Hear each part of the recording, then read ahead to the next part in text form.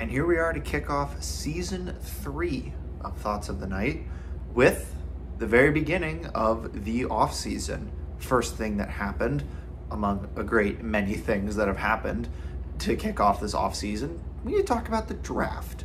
The draft held at the Sphere this year, which they haven't said it's going to be an every year thing, but let's be honest, it's going to be an every year thing, as the Sphere was the perfect venue for the NHL to show off its future superstars like Macklin Celebrini and all the players that were taken in the first round. Now, the Golden Knights did not have a lot to do in the 2024 draft, only coming into the draft with a handful of picks.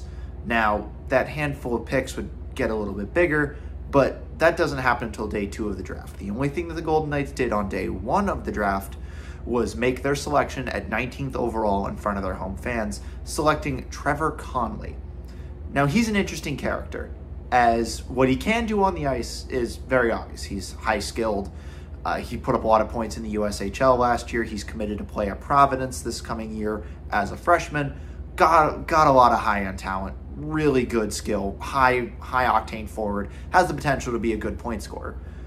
The other thing that he does have is a few issues off ice.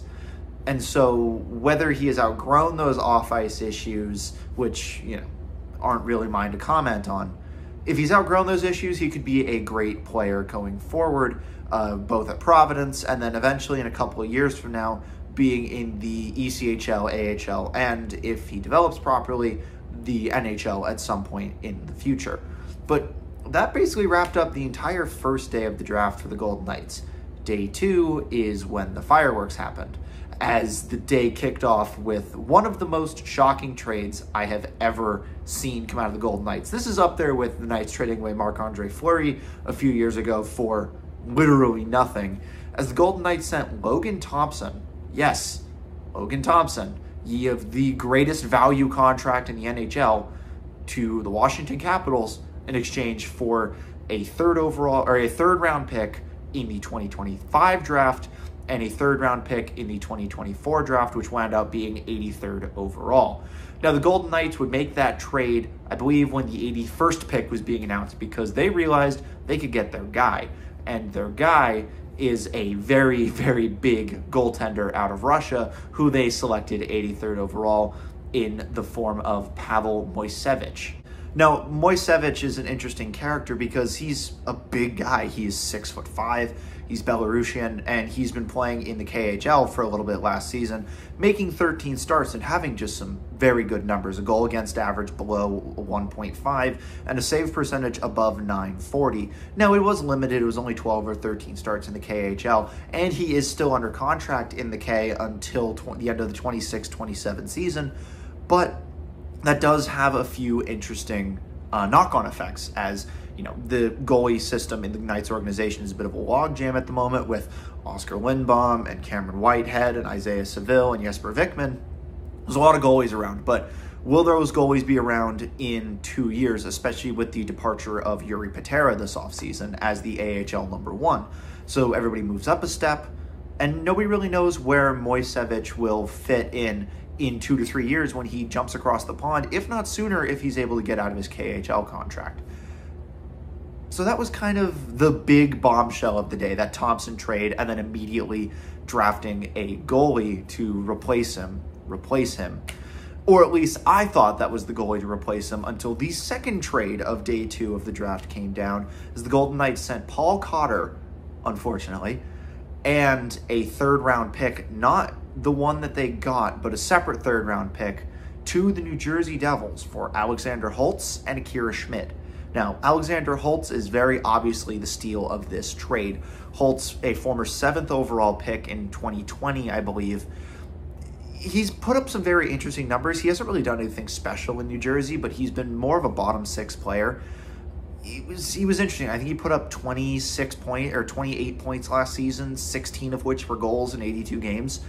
But this was in a more of a bottom 6, middle 6 role in New Jersey, when they never really knew where to use him.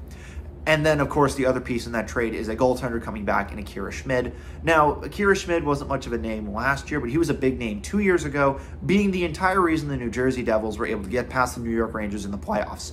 If you remember, they went into that series with a very different goalie, and then Schmid came in, and the Rangers could not solve the Rubik's Cube that was him that series, and the Devils advanced. Fast forward to this year, he had a rough go of it, spent most of the year in the American Hockey League. So realistically, that's a good trade. And with the benefit of hindsight, we now know that Schmid has been signed as the number 3 goalie in the organization to be the starter in Henderson next year.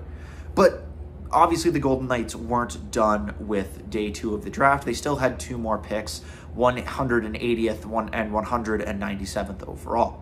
The Golden Knights took Trent Swick at 180th overall in, I believe that was the 7th round. He's a big guy, big guy, 6'6", has a long way to go with his development. He won a silver medal at the World Juniors with Team USA for U18 and was pretty good there, played in Kitchener in the OHL, and was top 5 on his team in goals, points, power play points, plus minus, and a lot of other measurable metrics. He's still young, so he's got a lot of developing to do, but he could be one of those good late round players that has middle 6 AHL potential, and if he continues to develop beyond that, it could be even better for him. He may even crack an NHL roster sometime in the next 3 to 4 years if he continues to develop really well. And of course, at 197th overall, the Golden Knights select Lucas Van Veelt. I believe that's how you pronounce it. I'm not really good at these lower prospect names that don't get the big ticket attention. He was also very good in a limited sample size. He's going to Michigan State next year, so we'll see how he develops there as well. But at the end of the day, the draft for the Golden Knights was an interesting one because it was overshadowed by the Logan Thompson trade and the Paul Cotter trade, which obviously for any Knights fan, especially with the draft happening at the Sphere, was a little bit of a dramatic moment. But I digress. The interesting and most controversial pick in the draft was obviously the Golden Knights picking Trevor Connolly at 19th overall. He looked spectacular at development camp last week. Like, he's going to be great. And so, I mean, he obviously got invited to I think it's the U.S. Junior Team Showcase. So there's a chance he'll be at the World Juniors this fall, which will be great for him. Obviously, he's going to get some good hockey under his belt this fall and spring in the NCAA. And who knows, maybe he'll go out and win a Hobey Baker. Probably not, but there is no Celebrini this time around.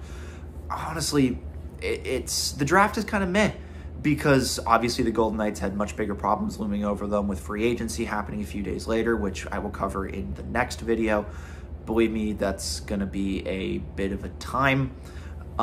So really this draft was just more of acquiring assets. We all know that there's only so much of a chance that Connolly will stay with the Knights organization, especially into the future, since we have a propensity to trade first-round picks.